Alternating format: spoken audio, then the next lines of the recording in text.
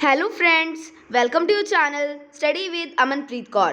Friends, आज हम लोग आपके लिए राष्ट्रपति यानी कि प्रेसिडेंट से रिलेटेड मोस्ट इंपॉर्टेंट क्वेश्चंस लेकर आए हैं जो कि कई बार एग्जाम्स में पूछे गए हैं। तो चलिए स्टार्ट करते हैं। फर्स्ट क्वेश्चन है, भारत के संविधान में किस भाग में संघ की कार्यपालिका का वर्णन है? तो आंसर हो जाएगा दोस्तों भाग 5 के अनुच्छेद 52 से 78 तक। तो ये इसका correct answer. Second question, Bharat में किस प्रकार की शासन प्रणाली को अपनाया गया है? संसदीय शासन प्रणाली को। तो दोस्तों भारत में संसदीय शासन प्रणाली को अपनाया गया है। थर्ड क्वेश्चन, आइवर जेनिंग्स ने संसदीय व्यवस्था को क्या कहा है? तो आंसर हो जाएगा कैबिनेट व्यवस्था यानी कि कैबिनेट सिस्टम। तो दोस्तों आइवर जेनिंग्स ने संसदीय व्यवस्था को कैबिनेट व्यवस्था कहा है। फोर्थ क्वेश्चन में चलते हैं, भारत के संविधान के अनुसार संघ की समस्त कार्यपालिका शक्ति किसमें निहित है? तो आंसर हो जाएगा दोस्तों राष्ट्रपति में। तो दोस्तों भारत के संविधान के अनुसार संघ की समस्त कार्यपालिका शक्ति राष्ट्रपति में निहित है। फिफ्थ क्वेश्चन, संसदीय शासन प्रणाली को किस देश के संविधान से लिया गया है? ब्रिटेन के संविधान से। तो दोस्तों संसदीय शासन प्रणाली को ब्रिटेन के संविधान से लिया गया है। सिक्स्थ क्वेश्चन में चलते हैं। दोस्तों काफ़ी इंपॉर्टेंट क्वेश्चन है, संघ की कार्यपालिका में किस से संबंधित प्रावधान दिए गए हैं? तो आंसर हो जाएगा दोस्तों भारत का राष्ट्रपति, उपराष्ट्रपति, प्रधानमंत्री, मंत्रिपरिषद तथा भारत के महान्यायवादी संबंधी प्रावधान दिए गए हैं। तो ये इसका correct answer. Seventh question, Bharat की राष्ट्रपति की संवैधानिक स्थिति किस देश के राष्ट्राध्यक्ष के समान है? तो आंसर हो जाएगा ब्रिटेन के। तो दोस्तों भारत के राष्ट्रपति की संवैधानिक स्थिति ब्रिटेन के राष्ट्राध्यक्ष के समान है। एट्थ क्वेश्चन, किस अनुच्छेद में कहा गया है कि भारत का एक राष्ट्रपति होगा? दोस्तों काफी इंपॉर्टेंट क्वेश्चन है ये भी। तो इसका आंसर हो जाएगा अनुच्छेद 52 के तहत, यानी कि आर्टिकल 52 में यह कहा गया है कि भारत का एक राष्ट्रपति होगा। नाइन्थ क्वेश्चन, किस अनुच्छेद के अनुसार कार्यपालिका शक्ति राष्ट्रपति में निहित होगी और वह इसका प्रयोग संविधान के अनुसार स्वयं या अपने अधीनस्थ अधिकारियों के द्वारा करेगा? तो आंसर हो जाएगा दोस्तों आर्टिकल 53 फर्स्ट। ठीक है, तो अनुच्छेद 53 पहले के तहत इसका करेक्ट आंसर।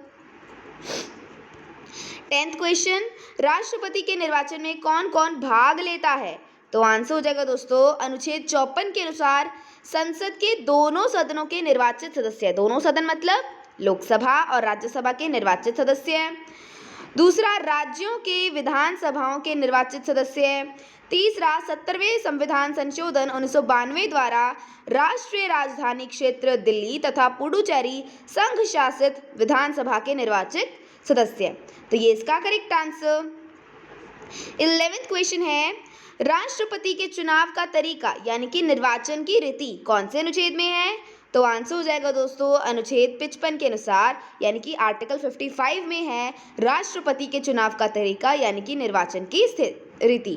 अब आपको ये भी पता होना चाहिए दोस्तों कि राष्ट्रपति का निर्वाचन कैसे होता है। तो आनुपातिक प्रतिनिधित्व पद्धति यानी कि प्रोपोर्शनल रिप्रेजेंटेशन सिस्टम के अनुसार एकल संक्रमणीय मत प्रणाली यानी कि सिंगल ट्रांसफरेबल वोट सिस्टम द्वारा होता है राष्ट्रपति का निर्वाचन। 12th क्वेश्चन, राष्ट्रपति के कार्यकाल का उल्लेख किस अनुच्छेद में है? तो आंसर हो जाएगा दोस्तों अनुच्छेद 56 के अनुसार राष्ट्रपति पद ग्रहण की तिथि से 5 वर्ष की अवधि तक अपना पद धारण करता है। ये इसका करेक्ट आंसर हो जाएगा। 13th क्वेश्चन, राष्ट्रपति के पुनर्निर्वाचन के लिए पात्रता किस अनुच्छेद में है? तो आंसर हो जाएगा दोस्तों अनुच्छेद 57 में, यानी कि आर्टिकल 57 में है राष्ट्रपति के पुनर्निर्वाचन के लिए पात्रता। ठीक है। 14th क्वेश्चन, राष्ट्रपति निर्वाचित होने के लिए योग्यताओं का उल्लेख किस अनुच्छेद में है? तो अनुच्छेद 58 में, यानी कि आर्टिकल 58 में है राष्ट्रपति निर्वाचित होने के लिए योग्यताओं का उल्लेख। 15th क्वेश्चन, दोस्तों काफी इंपॉर्टेंट क्वेश्चन है, राष्ट्रपति का 5 वर्ष का कार्यकाल समाप्त हो जाने पर भी वह कब तक अपना पद धारण किए रहता है? तो आंसर हो जाएगा दोस्तों जब तक कि उसका उत्तराधिकारी अपना पद ग्रहण नहीं कर लेता तब तक राष्ट्रपति का 5 वर्ष का कार्यकाल समाप्त हो जाने पर भी वह अपना पद धारण किए रखता है। 16th क्वेश्चन, किसी व्यक्ति को राष्ट्रपति पद पर चुने जाने के लिए न्यूनतम कितना मत प्राप्त करना आवश्यक है? तो आंसर हो जाएगा दोस्तों कुल पड़े वैध मतों से के आधे से एक मत अधिक। ठीक है, तो कुल पड़े वैध मतों के आधे से एक मत अधिक इसका करेक्ट आंसर। 17th क्वेश्चन दोस्तों, ये भी काफी इंपॉर्टेंट क्वेश्चन है। राष्ट्रपति अपना त्यागपत्र किसे देता है? तो दोस्तों उपराष्ट्रपति को। ठीक है, तो राष्ट्रपति अपना त्यागपत्र उपराष्ट्रपति को देता है और उपराष्ट्रपति अपना त्यागपत्र राष्ट्रपति को देता है। ठीक है।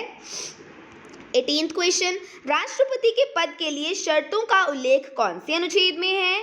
तो अनुच्छेद 59 में, यानी कि आर्टिकल 59 में है राष्ट्रपति के पद के लिए शर्तों का उल्लेख। 19th क्वेश्चन भी चलते हैं। संविधान का कौन सा अनुच्छेद राष्ट्रपति के शपथ तथा उसके प्रारूप के बारे में है? तो आंसर हो जाएगा दोस्तों अनुच्छेद 60, यानी कि आर्टिकल 60 है राष्ट्रपति के शपथ तथा उसके प्रारूप के बारे में। 20th क्वेश्चन भी चलते हैं। राष्ट्रपति का पद मृत्यु, त्यागपत्र, महाभियोग या किसी अन्य कारण से रिक्त हुआ हो तो उसे भरने के लिए चुनाव अधिकतम कितने समय के भीतर करवाना होगा? तो 6 महीने के भीतर। ठीक है, तो ये इसका करेक्ट आंसर। 21st क्वेश्चन भी चलते हैं। अनुसूची 3 में किसके शपथ का प्रारूप नहीं है?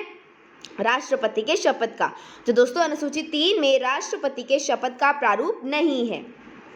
22nd क्वेश्चन, राष्ट्रपति शपथ लेता है? तो आंसर हो जाएगा दोस्तों संविधान और विधि के परिरक्षण, संरक्षण और प्रतिरक्षण की।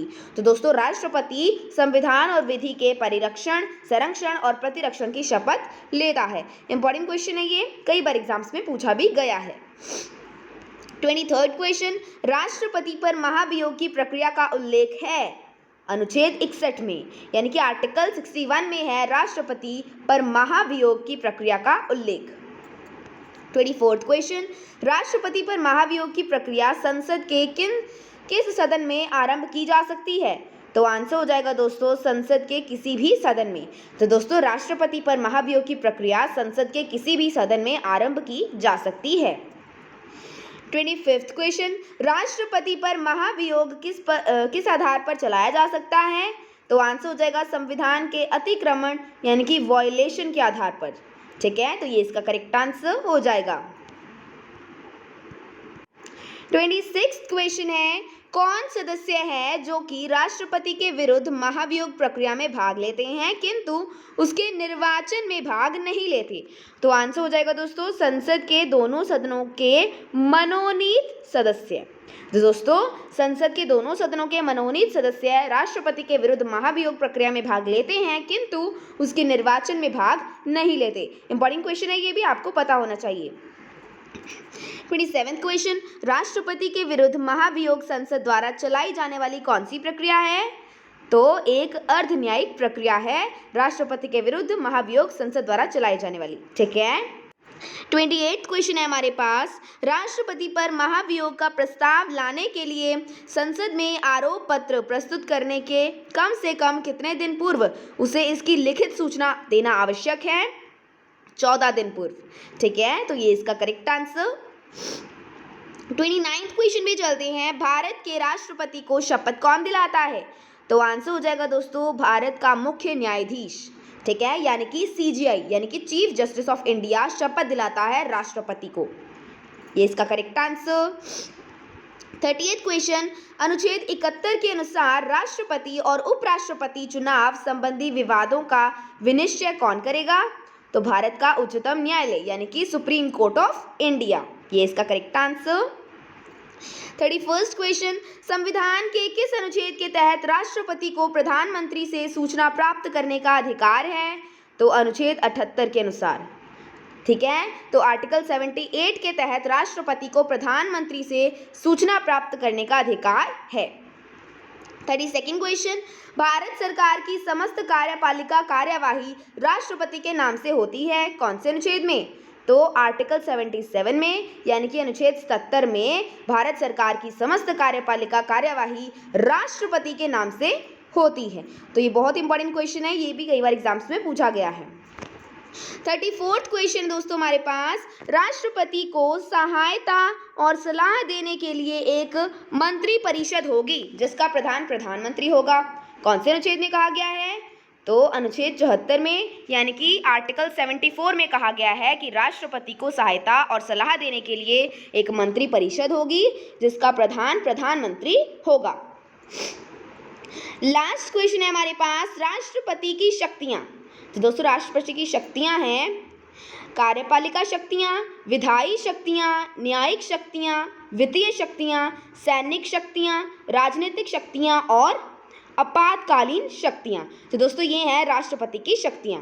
तो दोस्तों ये थे हमारे आज के राष्ट्रपति से रिलेटेड मोस्ट इंपॉर्टेंट क्वेश्चंस जो कि बार बार एग्जाम्स में पूछे गए हैं।